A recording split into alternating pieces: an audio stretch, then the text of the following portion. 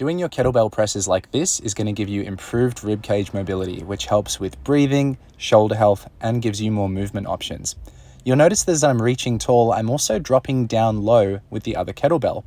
The more I drop that elbow down towards my same side hip, the more it encourages the reaching of the other kettlebell and mobilizes my ribcage via the side bend action.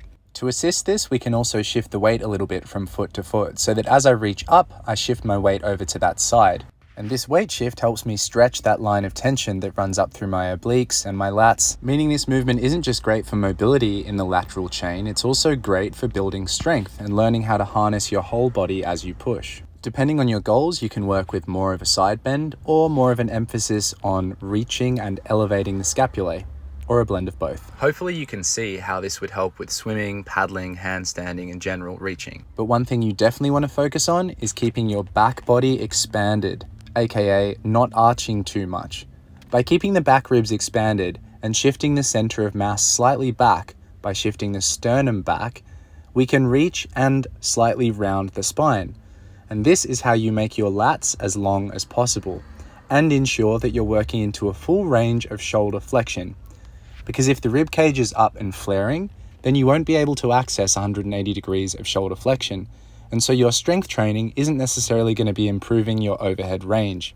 If we spend years building a strong upper body on top of a lack of midline awareness, it's like building a house on crappy foundations. You need the pelvic ribcage relationship, you need scapular glide and open shoulders, then you can add load. This requires a lot more body awareness to do when standing, which is why I demonstrated sitting down, because then I have a tactile or touch-based cue to feel where my pelvis is relative to my spine. And it's easier to feel my ribs sitting over my pelvis rather than flaring up in front of my pelvis. As much as it's more fun not to be on your phone during a session, and I'd recommend that, filming yourself from the side like this or looking into a mirror can be helpful when you're learning where your pelvis is sitting relative to your arm.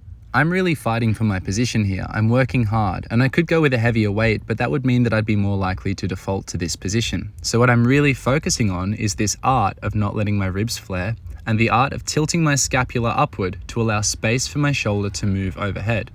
This accessory exercise done with 1, 2, 3, 4, 5 kilos is really helpful for this. From your midline, you're going to raise up and out.